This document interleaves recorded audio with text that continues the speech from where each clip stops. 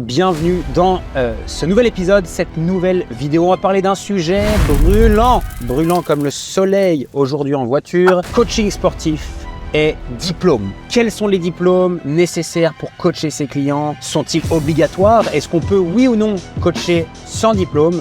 C'est ce dont je vais te parler aujourd'hui et surtout accroche-toi jusqu'au bout car il y a une nouveauté sur le marché qui risque de faire beaucoup de bruit. Je te balance ça en fin de vidéo et j'annonce la fin du coaching sportif comme on l'a tous connu.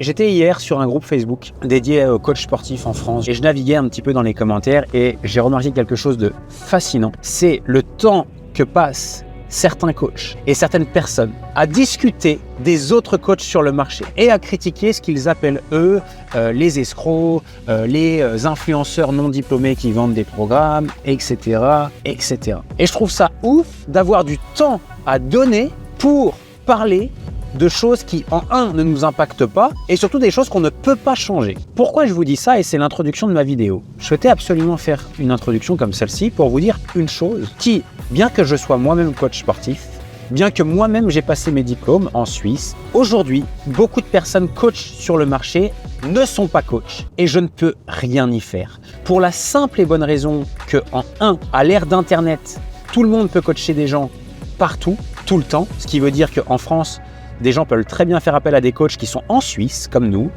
en Belgique ou dans d'autres pays où les diplômes ne sont pas obligatoires. Et en plus de ça, car le métier de coach sportif n'est et ne sera jamais encadré légalement par un texte de loi. Oui, dans la loi et dans le code du sport, il y a des sujets comme le rôle et le métier d'entraîneur sportif, de préparateur physique, etc., qui expliquent que pour pouvoir exercer contre rémunération, il faut être diplômé de tel ou tel diplôme, les BE avant, les BPGEPS aujourd'hui, les licences STAPS, les CQP dans un second temps avec tout ce qui arrive maintenant sur le marché.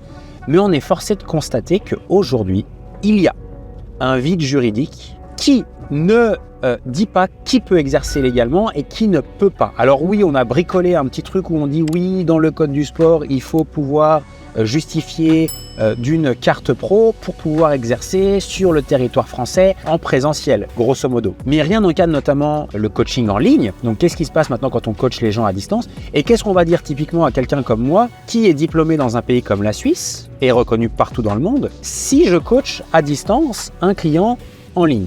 Et ce qui est extrêmement complexe à comprendre, c'est comment la loi pourrait encadrer une règle, par exemple, si un coach du Mexique vient coacher en ligne un client en France. C'est juste pas possible. Et c'est la raison pour laquelle cela ne sera jamais encadré. Le coach sportif est mis en concurrence avec des personnes non diplômées, des personnes qui sont diplômées d'autres pays, des personnes qui sont diplômées avec des diplômes qui ne sont soi-disant pas valables, voire des certifications. Et c'est comme ça, et ça le restera qu'on le veuille ou non. Alors, il va y avoir deux types de coachs sur le marché. Il y a ceux qui vont se plaindre, qui vont passer leur temps sur des groupes Facebook à critiquer les coachs en ligne, qui vont me démonter dans cette vidéo-là en disant « Oui, tu prônes le fait que les coachs sportifs qui ne sont pas diplômés peuvent exercer, qui nous volent du business, ils font prendre des risques pour leurs clients, etc. » Donc, il y a toutes ces personnes qui vont passer leur temps, leur énergie à s'énerver contre les autres et qui passeront leur vie à le faire et qui malheureusement ne pourront absolument rien changer. Et il y a d'autres personnes, d'autres coachs, un peu plus, selon moi, intelligents, qui vont se dire c'est un fait. Peut-être que vous n'êtes pas d'accord, et je ne suis pas d'accord avec le fait que des non-diplômés prennent du marché, mais c'est une vérité aujourd'hui. Alors qu'est-ce qu'on fait? On passe notre temps à essayer de mener un combat qui est perdu d'avance? Ou est-ce qu'on accepte ça et on se dit maintenant comment est-ce que je peux faire valoir mon diplôme, mes connaissances, mes compétences, mon expérience pour attirer davantage de personnes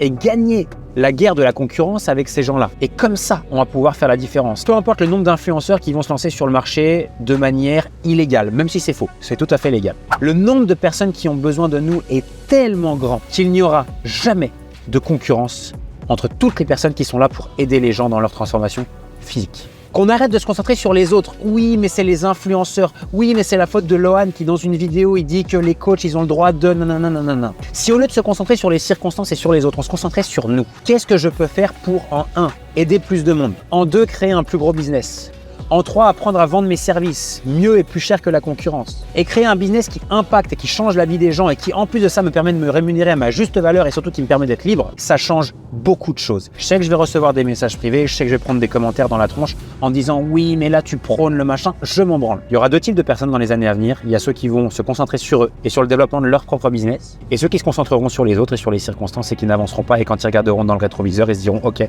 j'aurais peut-être pu faire mieux dans ma vie. Et n'oubliez pas une chose, c'est que un jour en France, dans un futur qui sera très proche, c'est ma vision, on en reparlera, mais au moins j'aurais posé ça en vidéo.